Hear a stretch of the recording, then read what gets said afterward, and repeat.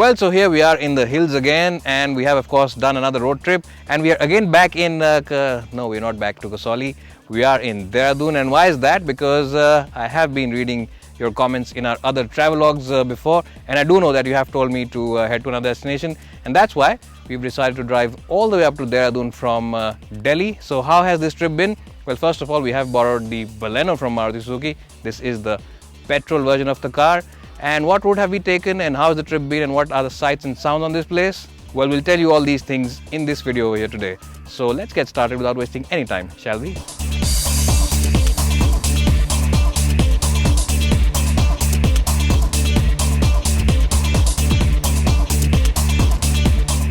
Well, so here we are. We've begun our journey on to Dehradun. So we've been driving on the National Highway 1 since the morning, and we covered about 120 odd kilometers on that.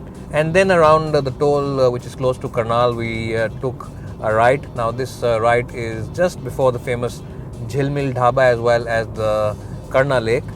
And we are now heading on to Yamunanagar. Well, we've not taken the regular highway which goes through UP, because remember, if you cross Ghaziabad and Indirapuram and those places, you are stuck in traffic, because it is a working weekday today that we are driving on. So to avoid that kind of traffic, we've taken the longer route. Officially it's about 50 or 60 kilometers longer, but of course it's a better route because there's less traffic on this road. Well, the good point about traveling on this highway, of course, is the fact that you're surrounded by trees as well as fields on both sides, and it's a very green highway. It's a very green patch of road all along. So even if you are traveling in the peak of summer like we are today, it remains relatively less in terms of heat. It is quite nice and easy to drive on. Well, remember, this road from Yamunanagar also goes up all the way to Paonta Sahib, which is a very famous Gurdwara. It's a Sikh Gurdwara, and we will of course be crossing that as well. It's a very holy place. Well, because it is a single carriageway, remember, you have to be a little careful. There's a lot of traffic coming from the other side, and a lot of people are overtaking using both the lanes. So you have to really slow down sometimes and be a little alert on this side. It's not like NH1, which is a huge and very wide road. It's a very narrow road over here. So you've got to be a little careful. Also, you've got to be a little careful when you are crossing some smaller cities on the way. There are lots of cities which are inhabited, and if you are crossing this place around 9 or 10 a.m., they are bustling with a lot of energy and a lot of activity.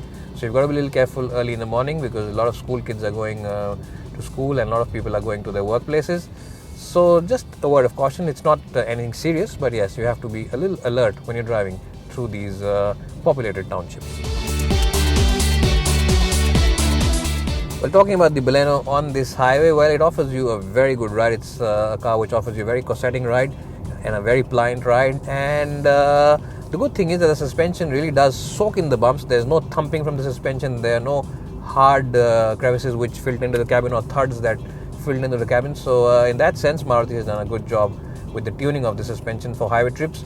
Well, the steering wheel is pretty light in the city, and that's a good thing, because remember, parking this car into tight spaces can take an effort. So that light steering wheel takes that effort completely out of it. But it's not so light that it starts feeling nervous on the highway. On the highway, the steering wheel adds up some weight into it, and it starts feeling a little more heavier, and also offers you better communications when you're on the highway. So in that sense, it's a good steering wheel for those long highway trips. Well, if there was ever an award to be given for air conditioning, then Maruti would win that award completely, hands down, for the Baleno. The air conditioning unit on this car is absolutely phenomenal. And to be honest, I have driven all sorts of cars, but never ever have I been chilled so quickly, despite the summer temperature being well over 40 degrees as it is at the moment. So Maruti has done a phenomenal job. Not only is the air conditioning very effective when I'm traveling alone, but even with a full complement of 4 passengers on board as well as their luggage, and if you are traveling up an incline onto those hilly sections, the air conditioning still manages to do its job very well. So even though there are no AC vents at the back, it's not an issue at all, because the throw of air is very good from the vents over here, and the AC is so effective that the occupants at the back will start telling you to turn the blower down or turn the temperature up. So 2 thumbs up for the air conditioning unit on the Maruti Baleno. Well, the other good point about the Baleno petrol that we are driving right now is its inherent fuel efficient nature. And we have been driving at speeds of about 80-90 kph with 2 people on board, as well as the AC on and the luggage as well, and even then it's giving figures of about 21 kpl.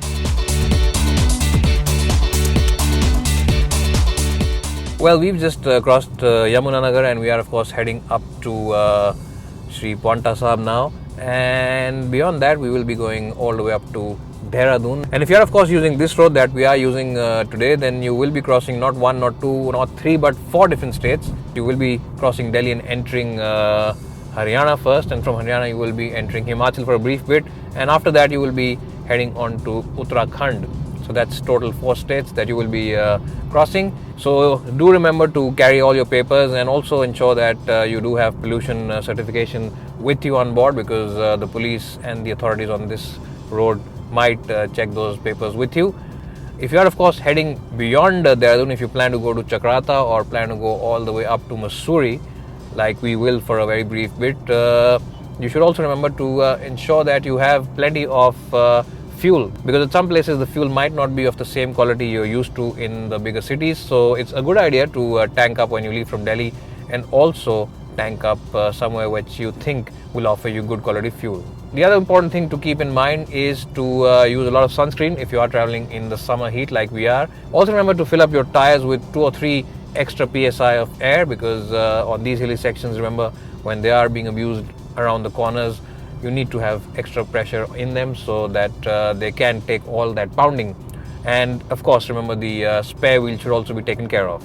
Well, when you are driving up this road, you will realize that there is a lot of landscape to look at. You will find completely dried up waterbeds. You will also find a lot of monkeys around the place, so you've got to be careful of them. You'll also find trees on both sides of the highway, which really gives it a very picturesque look.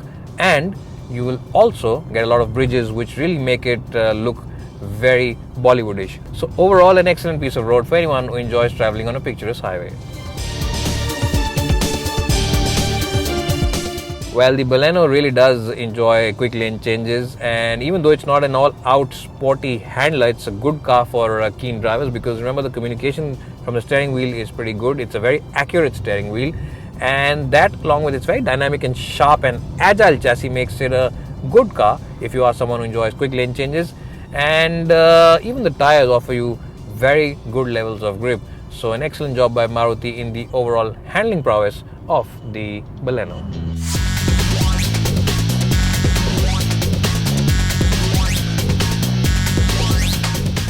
Well, so overall on this trip we have been getting a fuel efficiency figure of about 18.6, and these are pretty respectable figures considering the size and the segment that this car is in. Well, what also adds to the Baleno's desirability is the huge boot. It's a big 332 litre boot, which means there's plenty of place in it to keep away a lot of luggage, and that really does make this car a very good all-rounder for those long highway trips with your entire family on board.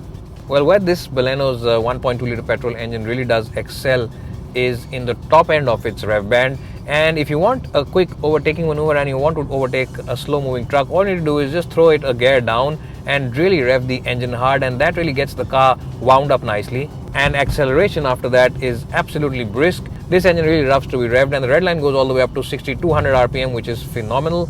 Well, when you rev this engine hard, it also throws out a very sporty note from the exhaust, and that also adds to the overall sportiness as well as appeal of this car.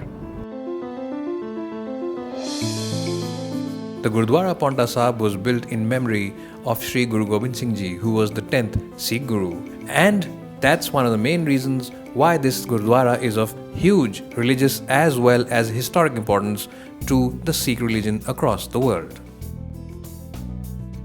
If you are planning to spend more than 3 or 4 days around Dehradun, then you can also visit Rishikesh, which is roughly at a distance of about 50 odd kilometers. You can enjoy whitewater rafting as well as camping on the river beds over here. Rishikesh comes under the Shivalik range of the Himalayas and is a place of numerous temples as well. But if you want to go to somewhere even cooler than Dehradun, then you should head up to Mussoorie, which is roughly at a distance of about 30 odd kilometers from Dehradun and takes almost about 1.5 hours to reach. But if it's nature as well as flora and fauna which you are after, then you should head up to Chakrata. Chakrata is located at a mean sea level of well over 2200 meters and can get pretty cold in the evening. This is a must visit for anyone who considers himself a bird watcher, a lover of nature, as well as flora and fauna. Chakrata is roughly at a distance of about 100 odd kilometers from Dehradun, which means that by road it could take you anywhere between 2 to 3 hours. Well, so we've really enjoyed bringing this video to you. Thanks for watching us and thanks for supporting us on our channel here on YouTube. And also do let us know if you agree with our view on the Baleno. And we will catch you soon. Do drive safe and remember to keep those seat belts on even if you are sitting in the back seat. It's bye for now and hope to see you soon.